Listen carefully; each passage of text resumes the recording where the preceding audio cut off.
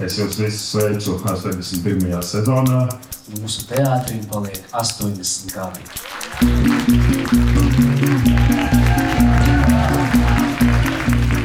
Es esmu laimīga, ka es varu strādāt ansamblī un strādāt ar niekiem un lielām lietām. Paldies jums liels!